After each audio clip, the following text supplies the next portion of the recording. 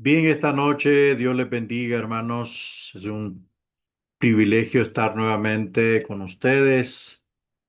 Eh, Vamos a continuar nuestro curso de consejería cristiana y vamos a darle espacio ya a los hermanos que se vayan ingresando. Por lo pronto, nosotros vamos a ir comenzando porque hoy tenemos doble capítulo que abordar. Hoy vamos a ver el capítulo 4, el curso de la consejería cristiana. Vamos a ver de qué se trata nuestro material que tenemos a continuación. Em, Se nos plantea esta pregunta en la introducción. ¿Se ha preguntado usted alguna vez cómo debió haber cambiado la vida del apóstol Pablo cuando se convirtió al cristianismo? Bueno, creo que es una pregunta muy importante, ¿verdad? Pues la mayoría de nosotros no nos hemos hecho esta pregunta, pero verdaderamente que es muy, muy importante. La vida de Pablo cambió enormemente. Él venía de una familia muy posicionada, poseía una educación completa, el apóstol o Saulo de Tarso, ¿verdad? Normalmente como se llama, se llamaba su nombre de nacimiento, una familia de buena posición. Él tenía una educación completa, según dicen los que saben, dominaba 3 idiomas. Eh, Al inicio de su carrera, los líderes religiosos locales lo respetaban, sus enemigos le temían y es muy probable que muchas personas lo admiraran debido a su celo y a su entusiasmo. Bueno, los que conocemos un poco de la biografía de Pablo nos damos cuenta que era una persona intelectualmente completa, ¿verdad? Pero se convirtió al cristianismo, cambió su nombre a Pablo, que significa pequeño. Pasó obviamente de una posición social eh, con grandes privilegios, una posición religiosa, ¿verdad? En la fe judía, con grandes privilegios, con mucho poder. Era una persona muy respetada, tenía un mando incuestionable. Pero cuando se convierte al cristianismo, las cosas cambian. Llegó a experimentar y a conocer el perdón del Señor, el perdón de los pecados y la paz que solo Jesucristo puede dar. Esa experiencia interna, ¿verdad? La tuvo Pablo cuando se convirtió a Jesucristo. Eso no lo tenía cuando fue devoto de la fe judía o la fe mosaica. No la tenía, pero él experimenta con un encuentro con Cristo Jesús, experimenta el perdón de los pecados, la paz interior y el amor del Señor. En su segunda carta a los Corintios, Pablo menciona que su conversión también trajo situaciones difíciles, implicó azotes, incomodidades, ansiedades, encarcelamientos, eh, todo tipo de hostilidades, sufrimientos, desprecios, a aquella posición que él tenía cuando era defensor de la fe tradicional de Israel, ya no las tenía. Ahora estaba padeciendo por el nombre de Cristo, ahora estaba sufriendo las repercusiones por ser servidor del Nazareno. Fue azotado varias veces, padeció varios naufragios, fue apedreado, murió en cierta ocasión, sufrió tuvo grandes necesidades, padecimientos, encarcelamientos, mucha hostilidad experimentó Pablo.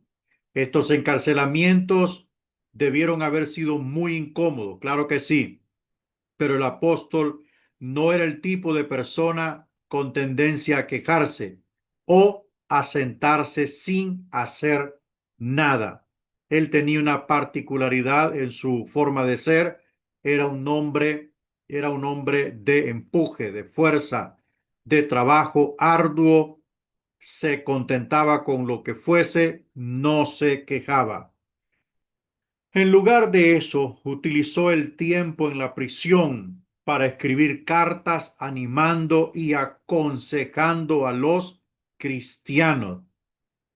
Aconsejando a los cristianos. El libro de Filipenses es una de estas cartas.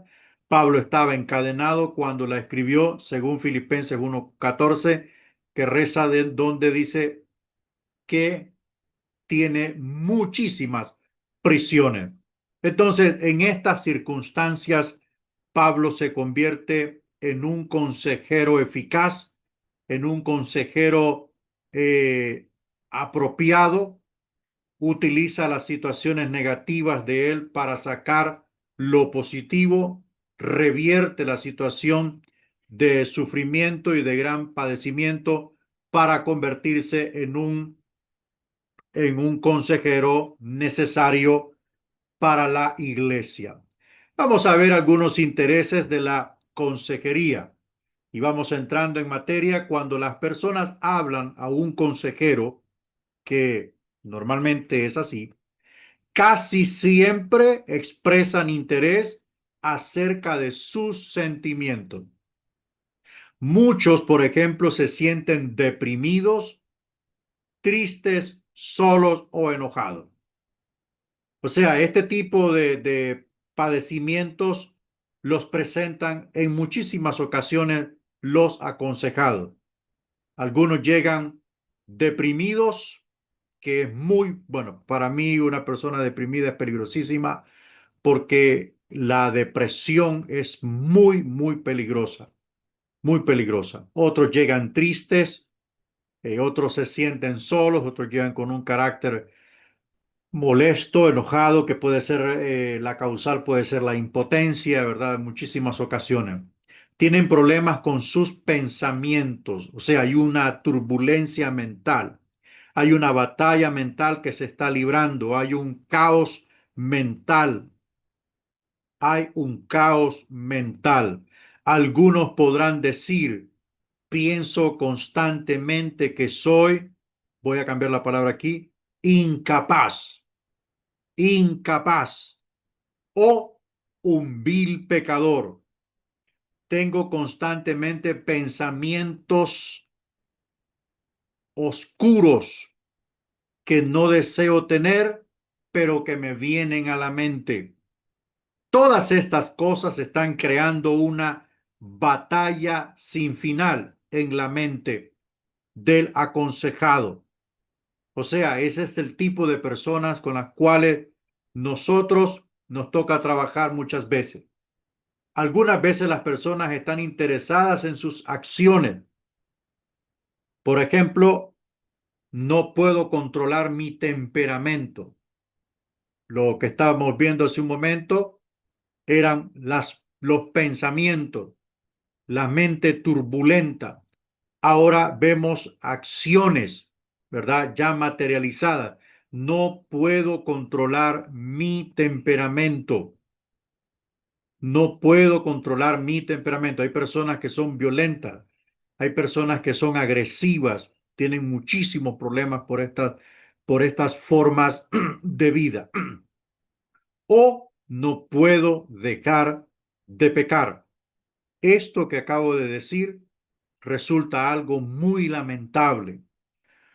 ¿Por qué? Porque en muchas ocasiones nos toca aconsejar a jóvenes o jovencitas, varón o hembra, por cual sea, que están atrapados en esto y no pueden dejar de pecar. Entonces es una gran batalla, una gran lucha que el aconsejado o que el consejero tiene frente a sus ojos. Hay grandes conflictos mentales en los aconsejados. Hay grandes conflictos de carácter social. Tienen problemas con su entorno por su temperamento explosivo. Tienen problemas con su pareja. Tienen problemas en el trabajo. Tienen problemas en todos lados. ¿Por qué? Porque no pueden controlar la explosividad de su carácter. O mucho peor, dentro del campo o el contexto cristiano, no pueden dejar de pecar. Hay personas que no duran mucho tiempo restaurados delante de Dios. Siempre están cayendo y recayendo. Se caen, se levantan, vuelven a caer porque están atrapados. Estas tres áreas de interés personal, los sentimientos, los pensamientos y las acciones, deben considerarse en casi todas las situaciones de la consejería. O sea, el consejero debe tener un mapa generalizado de las personas en estas tres áreas. Medir los sentimientos, los pensamientos y las acciones. Esto le ayudará a crear una estructura, un perfil de esa persona. ¿Qué es aquello que lo está sacando de sus casillas? ¿Qué nos dice acerca de los sentimientos? Todo el mundo tiene sentimientos, o sea, eso es universal, pero existen diferencias en las formas de manejarlos. Debido a sus rasgos de personalidad, algunas personas admiten libremente sus sentimientos, o sea, reconocen, ¿verdad? Reconocen qué tipo de sentimientos tienen. Entonces, y hay otros que los mantienen ocultos, son reservados. Aun cuando las emociones no se mencionen, estas molestan a muchos aconsejados, como los sentimientos de desánimo, frustración, ansiedad, culpa o preocupación. Este tipo de sentimientos son dañinos. El desánimo es un trabajo duro sacar a una persona del desánimo. La frustración, ¿qué produce la frustración? Todos aquellos aspectos o factores que han originado la frustración. El estar ansiosos, ¿qué es aquello que produce aquella ansiedad o aquel miedo? ¿Qué es? Culpa o preocupación.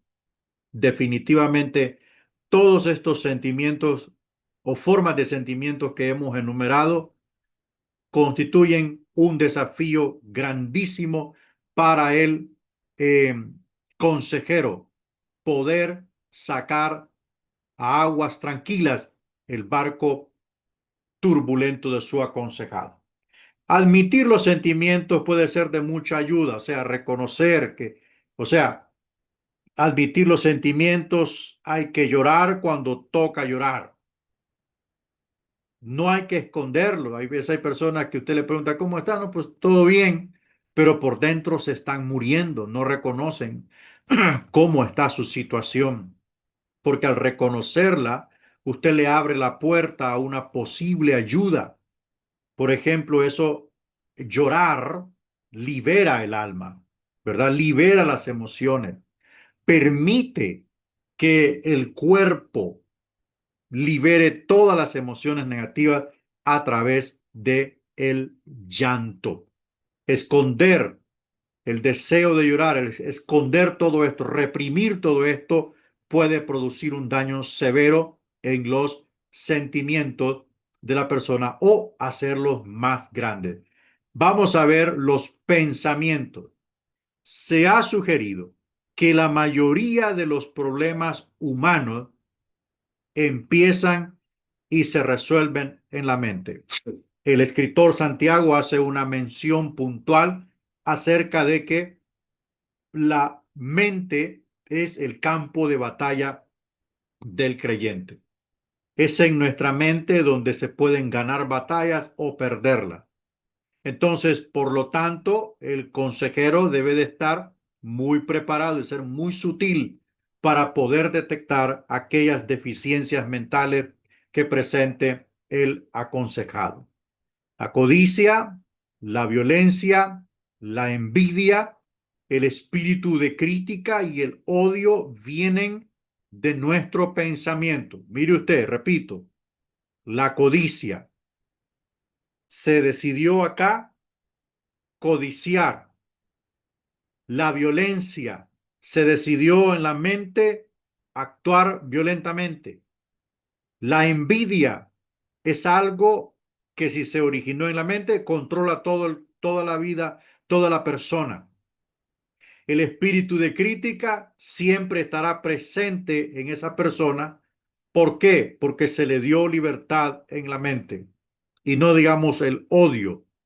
Es caótico cuando alguien odia, está en oscuridad, está en densas tinieblas de oscuridad aquella persona que odia, aquella persona que envidia, siempre está minado su corazón.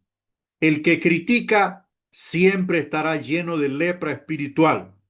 ¿Por qué? Porque todas estas cosas llegaron lentamente a la mente de la persona, pero en lugar de ser rechazados, en lugar de cerrar la puerta, se les dejó anidar en la mente y eso ahora controla la vida de una persona.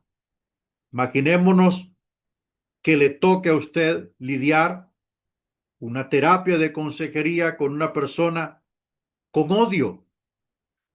Tiene que pedirle la sabiduría a Dios para poder desmantelar toda la trama de odio que el diablo ha puesto en la mente de esta persona. Porque el que odia lo que quiere es destruir y está a un paso de hacerlo. Entonces, el consejero debe de ser astuto para poder ir desgranando todo esto y quitarle todos los insumos a esta ponzoña o cáncer llamado odio y dejarlo sin ninguna cosa que lo alimente. Es un desafío grande.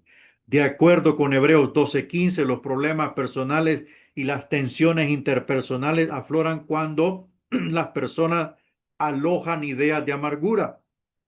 El escritor de la carta a los Hebreos hace un señalamiento que debemos tener cuidado de aquellas personas que brota una raíz de amargura en su corazón y esta amargura los pueda privar del reposo eterno que ofrece la salvación en Cristo. Una persona que su corazón ha sido apoderado, su mente fue controlada por la amargura, por el odio, por la violencia, por la envidia, por el rencor. Entonces, siempre estará controlado por esto.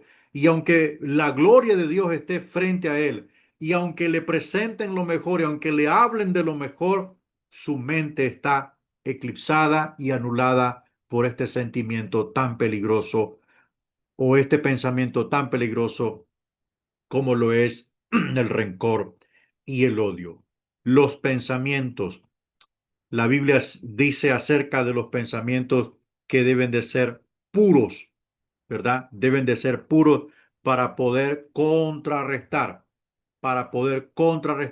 a los pensamientos negativos. A todo cristiano, a toda persona le llegan pensamientos negativos, a todos. No hay ninguna persona. Pablo dijo en cierta ocasión que también le llegaban pensamientos, le llegaban sentimientos, deseos de hacer lo malo. Su cuerpo pedía, pero él luchaba contra eso. Nadie está exento de todo esto. Lo importante aquí es cómo contrarrestar todo esto. En cierta ocasión, el apóstol Pablo mencionaba en Colosenses que en nosotros debía morar en abundancia la palabra del Señor. Y en cierta ocasión se menciona en la Biblia, estén ceñidos los lomos de vuestro entendimiento. Y Pablo en cierta ocasión menciona que debemos ser transformados de acuerdo a la renovación de nuestro entendimiento. O sea, el pensamiento del hombre, del creyente, debe de estar controlado, regulado y dirigido por la gloriosa palabra de Dios. ¿Llegarán los malos pensamientos? Sí, van a llegar. Tarde o temprano nos van a visitar. Pero si hay algo que ocupa nuestra mente, no dará espacio para que esos sentimientos, perdón, o pensamientos puedan quedarse en nuestra mente, ¿verdad? Hay pensamientos como el sentirse incapaz, que alguien nos diga eres incapaz. ¿A cuántas personas no se le ha dicho en la mente eres incapaz? No vales nada, no te quiere nadie, no importas para nadie, no tienes importancia alguna en este lugar. Entonces, todo eso produce una cautividad tremenda. Sin embargo, también es la mente la que determina, la mente es también la que determina el amor. O sea, siendo un campo de batalla, o nos dejamos derrotar o ganamos. La mente determina el amor. Demostrar compasión, relacionarse adecuadamente con los demás o el controlar los impulsos.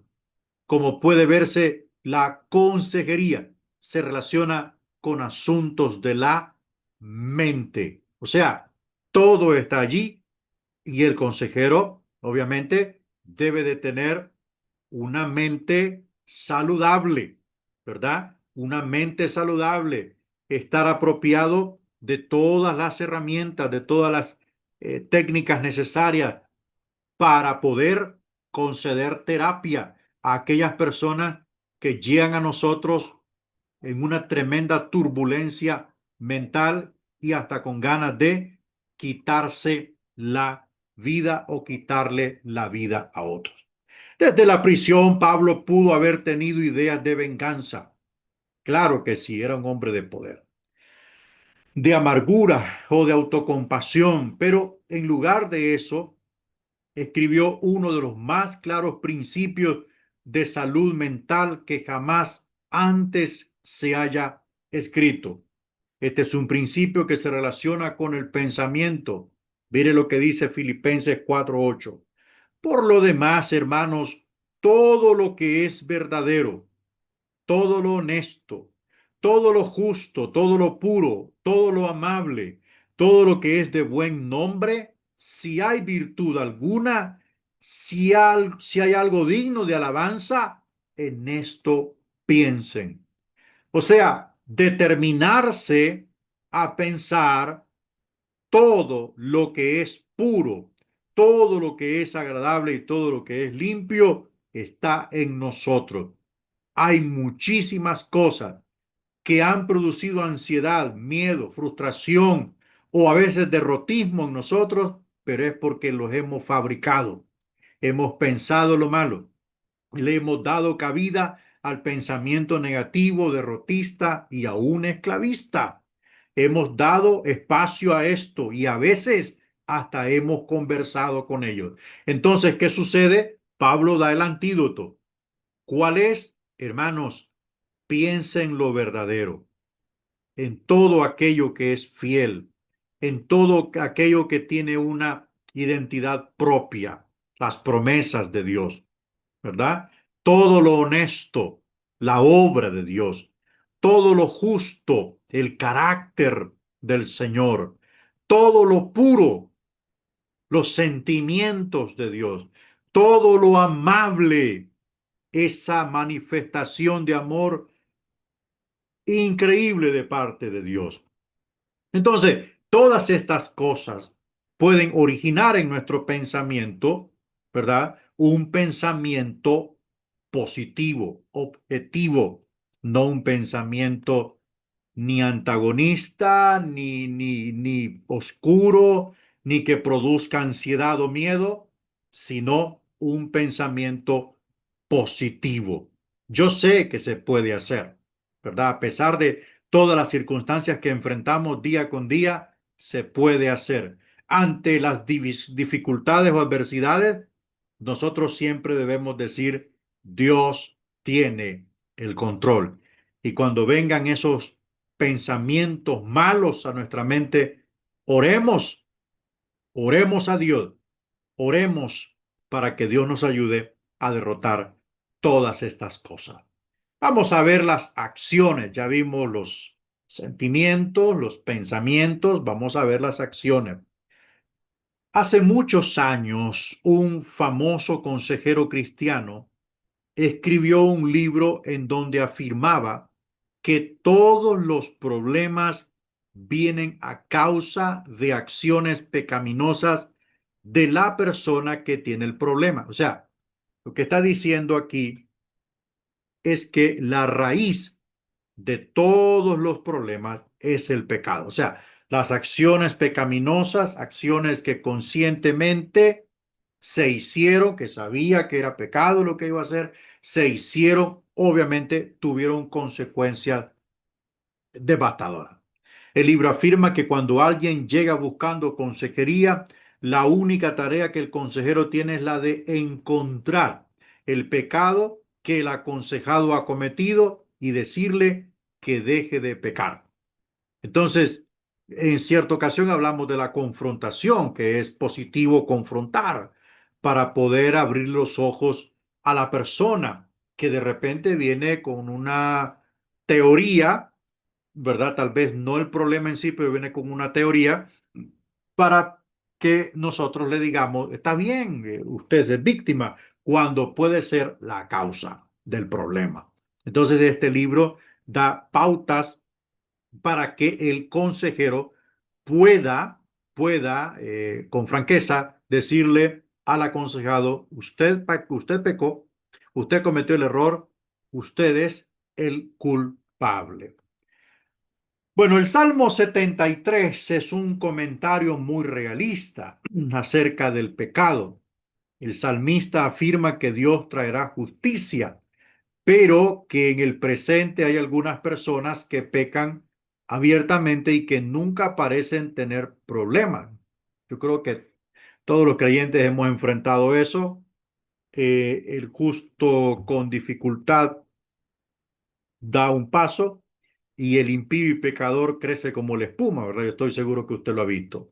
Dice, mientras que otros, a pesar de que viven vidas morales y derechas, tienen muchos problemas. Eso es una radiografía del cristianismo entero. El verdadero cristianismo enfrenta dificultades grandes, ¿verdad? Dificultades grandes, pero el impío y pecador no padece de nada, prospera, avanza en sus empresas, ensancha su tienda, no tiene ninguna repercusión, no le pasa nada, pero los que amamos a Dios, que guardamos su palabra, tenemos problemas sin fin. La historia de Job en el Antiguo Testamento puede ser un ejemplo. Ya hemos estudiado la historia de Job y nos hemos dado cuenta que Job padeció una terrible prueba, dificultad. De acuerdo con la Biblia, Job era un hombre moral y derecho, correcto y positivo. Sin embargo, tenía una variedad de dificultades o tensiones. Sus consejeros y aún el mismo Satanás intentaron decir que esos problemas venían debido al pecado de Job, pero Dios rechazó esa idea. Los problemas de Job no vinieron necesariamente debido al pecado. Usted sabe perfectamente por qué vinieron las dificultades de Job. No fue por pecado, aunque podemos decir esta salvedad que a veces hay dificultades que nosotros creamos porque pecamos. Eso es natural. O sea, la persona peca, las consecuencias vienen. En el caso de Job, Job no pecó. Job fue probado. Dios permitió las dificultades de Job, las pérdidas de Job. Dios las permitió para probar la fe de Job. Eso está evidenciado en la Biblia. Al contrario de la conducta que los consejeros querían hacerle creer a Job, la Biblia declara que Job era un hombre justo y piadoso, muy devoto. Para ayudar a prevenir estos problemas, Pablo en su carta desde la prisión instruye a los cristianos a poner en práctica lo que habían visto, oído y aprendido de él, según Filipenses 4:9. La paz de Dios se promete a aquellos cuyas acciones están honrando a Cristo. O sea, estamos agradando a Dios, estamos tratando de seguir su camino, sus huellas.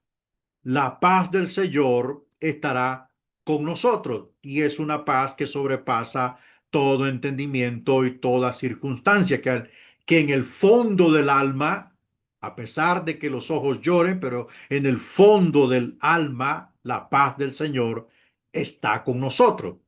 Entonces, cuando alguien peca, cuando alguien le falla a Dios en cualquier contexto, entonces sufrirá tremendas repercusiones, dolor, amargura de alma, ¿verdad? Que es lo peor que puede existir, sufrimiento en carne, espíritu y alma. Entonces, estas son consecuencias del pecado. A veces la mayoría de los cristianos nos preguntan, mire, ¿qué me está pasando esto? Yo creo que estoy en pecado. O algunas personas por tradición cultural inducida al cristianismo, a todo sufrimiento le llaman la causa es el pecado, es porque está en pecado. Tal vez no está en pecado, tal vez no le ha fallado a Dios, está pasando pruebas, está siendo probado, está siendo preparado para un X ministerio, no sé. Al caso que no todo sufrimiento es producido por el pecado. Enfrentamos las dos direcciones. Cuando tomamos la iniciativa de fallarle a Dios, enfrentaremos las consecuencias. Pero cuando tomamos la iniciativa de agradar a Dios y vivir para Él, vamos a enfrentar dificultades. Entonces, hay que tener claro para el aconsejado cuáles son todas estas causales de la dificultad. Veamos las etapas del proceso de consejería. Uno, la etapa introductoria. Esto es cuando, por ejemplo, usted va a tener una terapia con alguien. Le llega alguien y le dice, mire, yo quiero que usted me aconseje, estoy pasando este problema. Entonces usted inmediatamente ya tiene una pequeña idea qué tipo de problema es y no es con una consejería de un rato que lo va a arreglar. Entonces, estas etapas de proceso de consejería le ayudan al participante a poder tener por lo menos una rúbrica de cómo desarrollar una terapia. La primera es la introductoria, la de impacto, la de choque, ¿verdad? Ahí se clarifica el problema. Número dos, establecimiento de metas. Queda en el consejero hacia dónde quiere llegar con esta terapia. Número tres, la búsqueda de soluciones. Es un desafío para el consejero poder enumerar algunas soluciones para el problema. Y cuatro, el cierre, que el cierre ya veremos qué. ¿Qué pasa en la etapa introductoria? Clasificamos el problema. Bueno, primero hacemos el contacto para iniciar un ministerio de consejería que es muy bonito, muy bello ser consejero. El que tiene esto, hermano, gloria a Dios, lo bendigo, desarróllelo. Para iniciar un ministerio de consejería, debemos empezar por darles a conocer a las personas nuestra disponibilidad y accesibilidad, ¿verdad? Desde allí empezamos. Estoy disponible para usted, escríbame a la hora que usted quiera, llámeme a la hora que usted quiera, etcétera, etcétera. Hay una disponibilidad y accesibilidad. O sea, acceso es que su teléfono está abierto para atender en cualquier momento a esta persona, ¿verdad? A esta gran necesidad. Esto se hace anunciando que estamos dispuestos para ofrecer el servicio y demostrando informalmente nuestro interés. Usted puede crear cualquier estrategia que quiera. Pero lo importante es que cuando se hace el contacto, que la persona vea que usted está disponible y accesible, ¿verdad? Ahora, si usted le dice, mire, que a tal hora lo puedo atender porque de tal hora a tal... Ah, no, no, no, ya no funcionó. ¿Por qué? Pues porque cuando se hace el contacto la primera vez, a veces las personas se abren de una forma, no voltea a ver el reloj, se abren, se desbocan, ¿verdad? Tal vez llevan años aquí guardando todo el problema. Y si usted le dice, mire, solo lo puedo atender una hora, lo limita, ¿verdad? Lo limita. Bueno, construyendo una relación, seguimos viendo en la clarificación del problema. Se construye una relación. Al principio es muy importante establecer rapport, es decir, una relación cómoda, de mutua confianza entre el consejero y el aconsejado. Aspecto fundamental e importante, credibilidad, confianza, confianza. Si muestra usted inseguridad, si usted muestra que no es fiable, imposible será. Confianza. Ese es el puente por donde va a pasar todo.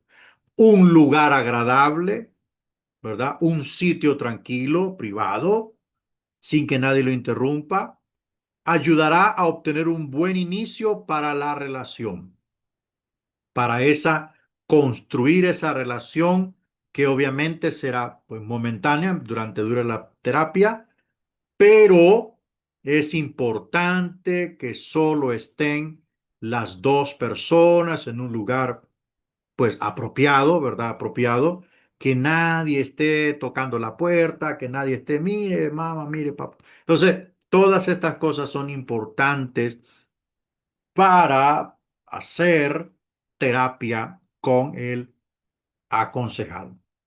Seguimos viendo la clarificación del problema. Algunas veces las personas están muy desconcertadas como para reconocer cuál es su problema. O sea, están tan emproblemados que no saben qué problema es el que tienen. Sufren de una cierta, bueno, de todo un poco, ¿verdad? Están contrariados. Saben que algo les está molestando, pero no saben cuál es el problema en sí. No saben cuál es el problema en sí.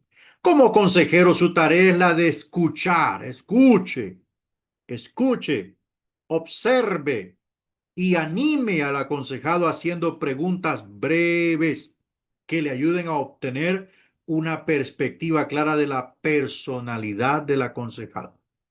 En base a sus preguntas, usted verá quién es él.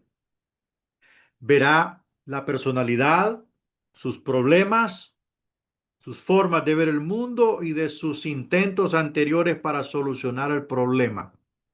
Cuando alguien llega así, lo más saludable es dejarlo hablar, ¿verdad? Dejarlo hablar porque van a hablar y va a hablar y va a hablar y le va a mencionar hasta tres, cuatro problemas, pero él no sabe cuál de esos tres o cuatro problemas está causando impaciencia o desasosiego.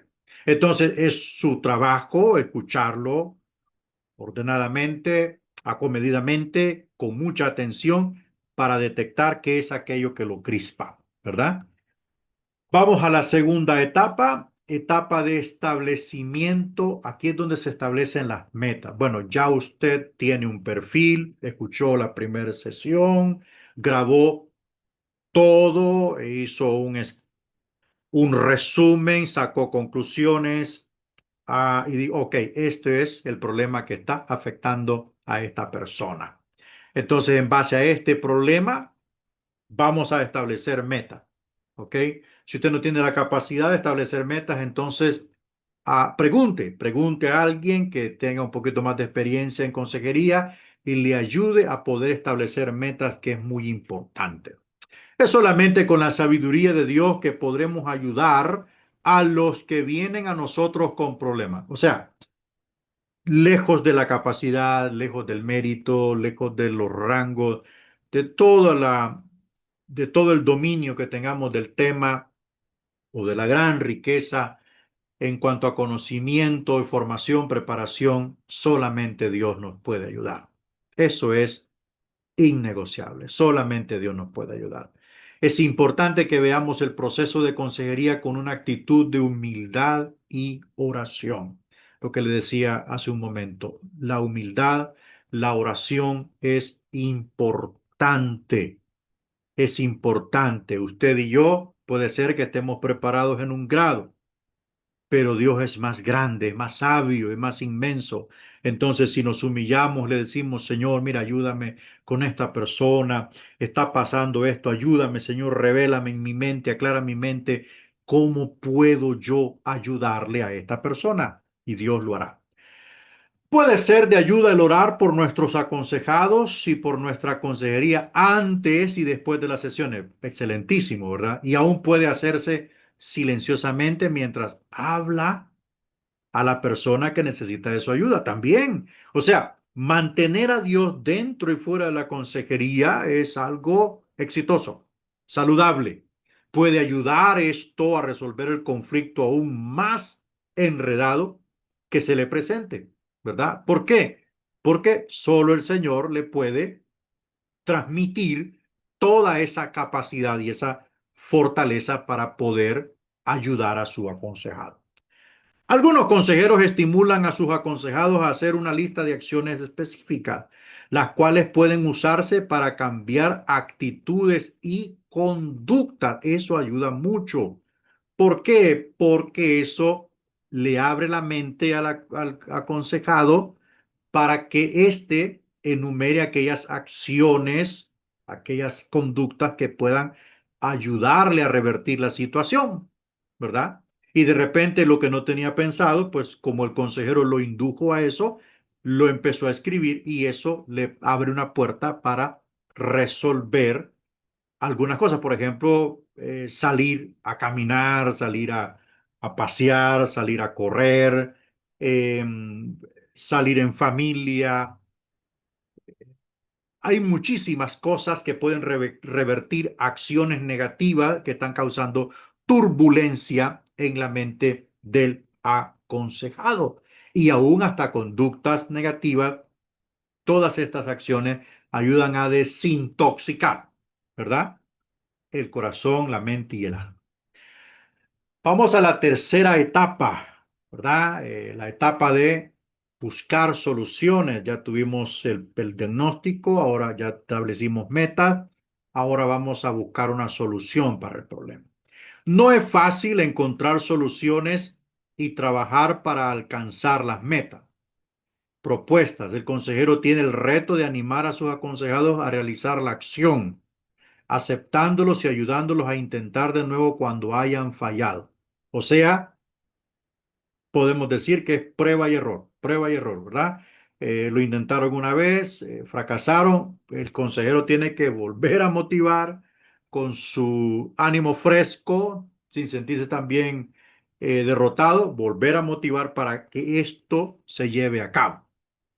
También deben hacer sugerencias acerca de nuevas formas de actuar en cualquier lugar donde la solución antigua no ha funcionado y guiarle mientras trabajan en la solución del problema. Cada posible solución debe probarse y luego evaluarse, preferiblemente con la ayuda de un consejero. Si algo no funciona, debemos ver el problema de nuevo, discutirlo otra vez, reevaluar las ideas pasadas e intentarlo de nuevo. En síntesis de esto, las soluciones, como ya dije, son prueba y error hasta que empezamos a ver un desarrollo prometedor de que la situación se está revirtiendo y de que están apareciendo aspectos positivos y saludables en la conducta, mente y pues emociones del aconsejado. Entonces empezamos a ver que esta solución fue acertada, ¿verdad? No podemos enumerar alguna porque hay cualquier cantidad de problemas que podemos tratar en consejería, ¿verdad? En consejería. El normal, el tradicional, son problemas de matrimonio. Ese es el tradicional. Entonces, en base a estos problemas y definir cuál fue la causa, presentamos la solución. Y si esa solución comienza a, como dicen por allí, a brotar los pitoncitos en el jardín, entonces nosotros empezaremos a darnos cuenta que la terapia está llegando a un buen clímax, ¿verdad? Entonces, la etapa 3, la etapa de buscar soluciones, vamos a la etapa de cierre.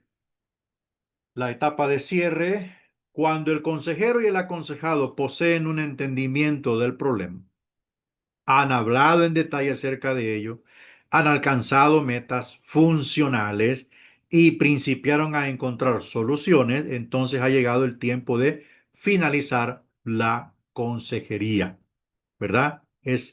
Aquí ha llegado la parte de cerrar. La terminación de la consejería es el punto en donde el aconsejado se lanza a una fase de vida donde tratará los problemas con más seguridad y contando con la ayuda de Dios. Pero ¿qué pasó? El consejero lo llevó a esa confianza, ¿verdad? El consejero lo indujo a esa confianza, lo puso en el camino nuevamente, lo fortaleció, levantó su autoestima, le mostró confianza, le mostró disponibilidad, abrió su mente, le dijo que sí era capaz, que sí podía, aclaró la turbulencia de su mente, de su pensamiento, le ayudó a definir sus sentimientos, le ayudó a regular sus acciones inapropiadas. Entonces, ya aquí en la etapa de cierre es cuando llegan a un punto donde le dice el aconsejado, bueno, consejero, yo me siento bien, siento que ya puedo enfrentar esto solo, gracias por todo, y ahí va para adelante, ¿verdad? Entonces, estas cuatro etapas nos ayudan a construir una rúbrica de lo que podemos nosotros tener a mano para tratar una terapia de consejería. Bueno, vamos a hacer un alto aquí, ¿verdad? Vamos a hacer un receso aquí para que después continuemos con el capítulo 5, ¿verdad? Bien, entonces vamos a entrar ahorita a los tipos de consejería cristiana, ¿verdad? Los tipos de consejería cristiana, capítulo 5. Vamos a ver. La primera es la consejería de apoyo. Consejería de apoyo. El líder de la iglesia, en especial el pastor, con frecuencia tiene la oportunidad de brindar apoyo y estímulo, tanto en tiempos de crisis como de necesidad. En algunos lugares los cristianos sienten que su familia más cercana es el cuerpo de Cristo. La meta no es estimular a los aconsejados a desarrollar una dependencia infantil e inmadura del consejero. Obviamente no. Sino que el consejero debe dar al aconsejado una ayuda y guías temporales para lograr encontrar la forma de manejar las situaciones de la vida con más eficacia.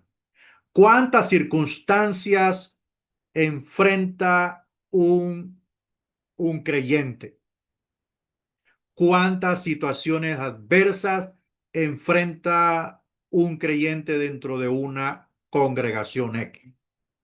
¿Cuántas veces el pastor tiene que brindar esta consejería de apoyo cuando a alguien se siente confundido, cuando alguien se siente decepcionado, cuando una persona, cuando un matrimonio se disolvió o perdió un ser querido? Muchas veces el pastor tiene que dar esta consejería y a veces no meramente dentro de su oficina o dentro de un lugar especial. A veces tiene que hacerlo así, espontáneamente en cualquier lugar. Pero esta consejería de apoyo es fundamental y esto nos indica a nosotros que el factor, el consejo es fundamental en la vida de cada creyente, de cada persona. Es fundamental el consejo. Es fundamental que alguien pueda brindar un consejo apropiado. Y esto que estamos viendo aquí, que a veces la familia espiritual es más cercana o es más, eh, tal vez no funcional, aporta más a la vida de una persona, es muy positivo.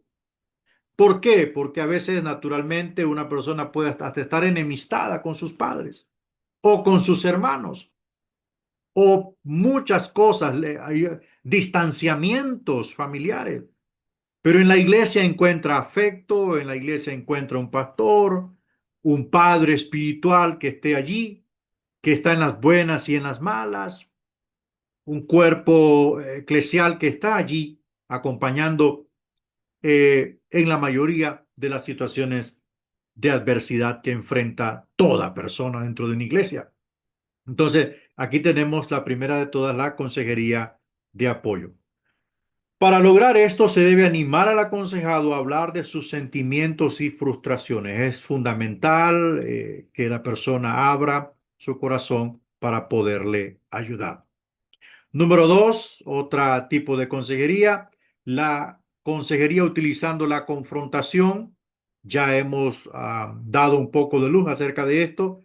Consiste en ayudar al aconsejado a afrontar sus pecados, fallas o acciones egoístas, confesándolos a Dios y en algunas ocasiones también a otros, según Santiago 5:16, así como hacer algo para cambiar su conducta y actitudes.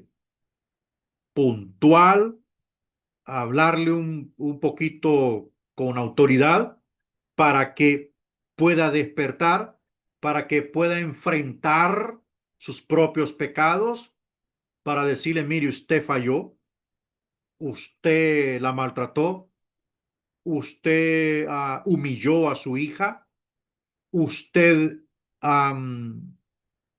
publicó algo privado de su hijo, usted fracasó, usted falló en esto. Entonces, enfrente usted su pecado, ¿verdad? Confiéselo y pida perdón. Porque a veces la gente dice, no, yo me disculpo. No, la Biblia habla del perdón. Perdone, perdonad, perdonad. Una disculpa es algo pasajero. Pero pedir perdón va más allá de los labios. Llega hasta lo profundo del corazón. Entonces, ¿qué sucede? Es acá en la consejería confrontativa, que es cuando las personas llegan a nosotros tratando de esconder todo lo malito que hicieron y solo exteriorizar las situaciones que están enfrentando, pero no confiesan el núcleo, la raíz de todo esto. Entonces el consejero debe de ser, yo siempre digo, el consejero, hermano, debe de dejar el corazón encerrado en una caja por allá cuando va a consejería, porque el corazón lo puede traicionar. El consejero cristiano no pretende juzgar a otros, condenar o criticar. Con su espíritu de amor y amabilidad debe animar a las personas a actuar en fe. Una vez que se confronta, una vez que la persona reacciona y dice, tiene toda la razón, yo no debía haber hecho eso. Yo fallé, yo estoy seguro que yo fallé, yo voy a pedir perdón y yo le voy a pedir perdón a mi familia y le voy a pedir perdón al Señor. Entonces es allí donde el consejero baja el tono, le dice y le muestra la palabra del Señor y la Biblia dice todo lo bueno y agradable que es Dios para con los que reflexionan y se arrepienten y se vuelven atrás de sus pecados. Número tres, la consejería educativa.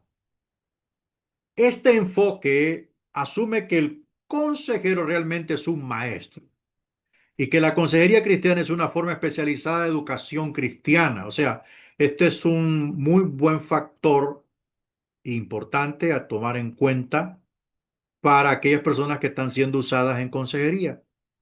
No meramente son la versatilidad de las palabras, la capacidad de escuchar o la dulzura de sus expresiones. También es importante tener un grado de conocimiento, ¿verdad? Muchos de los consejeros cristianos trabajan en educación, bueno, en educación formal, ¿verdad? Es estimulante darse cuenta que otras personas pueden vernos como expertos en cierta área y que por lo tanto valorarán nuestro consejo. En la consejería educativa debemos mantener un espíritu de humildad, importantísimo. Cuando nosotros mostramos un espíritu de humildad, nos ponemos al nivel del aconsejado.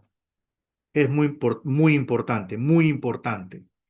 muy importante que el aconsejado vea esto. No que lo vea como una eminencia inaccesible, sino que lo vea con una revestidura de humildad, tal cual la tuvo Cristo entre nosotros. Entonces, esta humildad y ver como autoridad final la palabra de Dios, ¿verdad? Pedirle a Dios la sabiduría y en ocasiones admitir que no tenemos la respuesta, pero que la buscaremos e iremos trabajando sobre el problema con el aconsejado. El consejero enseña, instruye, muestra, plantea, educa para que el aconsejado pueda, le pueda ir bien, ¿verdad? Le pueda ir bien. Vamos, número 4, consejería espiritual. En cierto sentido, toda la consejería cristiana es consejería espiritual. O sea, eso es en términos generales. Como seguidores de Cristo, estamos comprometidos a ser discípulos a todas las personas y ayudar a aquellos que son débiles. Ese es nuestro compromiso, ayudar al débil. El consejero cristiano no tiene igual cuando presta ayuda a las personas a encontrar sentido y propósito en la vida. Aún Freud reconoció que solamente la religión es capaz de responder a las preguntas del propósito de la vida. Solo la religión cristiana tiene esas respuestas, tiene esos mecanismos apropiados para ayudar, tiene esa luz inagotable para iluminar en cuanto a consejo la bendita palabra de Dios. Quinto, consejería en grupo. Los consejeros cristianos han descubierto que existe un valor especial en la consejería de grupo, incluyendo los grupos familiares. Aquí estamos hablando de trabajar con toda la familia o grupos más de 2 o 3 personas. Reuniéndose con varios aconsejados a la vez, el líder de grupo puede proveer un lugar donde un número de personas pueden trabajar juntas para compartir sus sentimientos de una forma honesta. También pueden descubrir nuevas situaciones acerca de ellos mismos, animarse y consolarse los unos a los otros. Confrontarse es en amor, confrontarse en amor y ayudarse mutuamente con sus problemas. Todo en trabajo de grupo. Bueno, se necesita una experiencia muy grande para trabajar con grupos, ¿verdad? Si no tiene el dominio, no lo haga. Cédalo a alguien que pueda trabajar tenga la capacidad de trabajar con grupos. Se necesitan muchas técnicas más, muchas estrategias más para poder hacer que el grupo tenga cohesión. Y si ha habido alguna cosita por allí, sea, ¿verdad? Rebajada para que el grupo alcance cohesión y entendimiento y se tranquilicen las aguas. Vamos a la última, consejería informal. Es la consejería que se lleva a cabo en un ambiente informal, como cuartos de hospital, hogares, cafés, centros comerciales, estadios, no sé, o sea, parqueos, todo aquello que es informal. Las oportunidades para dar consejos pueden surgir como resultado de una pregunta. ¿Cómo marcha todo? ¿Te sientes bien? Cuando las personas descubren un interés en ellas, así como un sincero deseo de escucharlas, con frecuencia se deciden hablar de sus problemas. Llegamos al final de esta exposición. Vamos a ver, perdón, consejería. La última, consejería, la consejería preventiva, la consejería preventiva. Bueno, estábamos hablando aquí, denme un segundito, de esta consejería, que esto hasta en un autobús se puede dar, ¿verdad? De repente usted va en el autobús y de alguna forma hace contacto con alguien que va a su lado y ahí está. Se dio el momento para la consejería, una preguntita, abrió la puerta. En cierta ocasión me pasó lo mismo hace algunos años. Le di la mano a una hermana y le dije, hermana, ¿cómo va todo? Mire, hermano, solo le pregunté cómo va todo y empezó a llorar. Empezó a llorar y empezó a llorar que yo hasta me preocupé. ¿Y en qué terminó todo? Terminó en una sesión de consejería con mi esposa durante meses y meses y meses. Orábamos por ella, la aconsejábamos, la orientábamos, su matrimonio estaba hecho pedazos. Con el paso del tiempo, le estoy hablando con el paso del tiempo, le perdimos la huella a la hermana. A los años estábamos en una iglesia, yo la vi llegar y vi al esposo de ella, que en ese tiempo solo estaban juntos, no se habían casado. Y fíjese que para la gloria de Dios le dieron el espacio a ella para que saludara. Subió ella al púlpito y dijo, le doy gracias a Dios que ahora soy una mujer felizmente casada, mi esposo sirve al Señor y le doy gracias a Dios porque hubo una pareja, dijo mi nombre y el nombre de mi esposa, que me ayudaron a orar y me dieron mucho consejo. Y fíjese, hermano, que eso nos regocijó. ¿Por qué? Porque cuando damos consejería, queremos ayudar a otros. Dios quiso que nos diéramos cuenta que no fue en vano y que el trabajo fue para la gloria del Señor. En cualquier momento, en cualquier circunstancia, usted debe estar preparado. ¿Qué pasa con la consejería preventiva? Esta consejería trata de anticiparse a los problemas antes de que estos aparezcan, así como buscar ayuda para que las personas puedan manejar situaciones problemáticas que puedan desarrollarse más adelante. O sea, en otras palabras, el consejero es como un centinela, ¿verdad? Como una persona alerta que ve las cosas desde otro plano y llama al posible aconsejado y le dice, mira, te puede pasar esto, yo te doy este consejo, por favor, no actúes así, no lo hagas así, tendrás problemas. Es para prevenir. En la mayoría de las sociedades, incluyendo la nuestra, las personas no reaccionan de forma entusiasta a esta consejería. No, no, dicen que uno se está entrometiendo. Entonces, debido a esto, el consejero debe hacerlo con mucho cuidado. Eso es muy bueno. Tener la suficiente sabiduría para saber hablar, no causar una intromisión. Deberá evitar una actitud de superioridad, así como el caer en la actitud de paternalista, de si usted no hace lo que yo le digo, se arrepentirá después. Mejor no diga nada.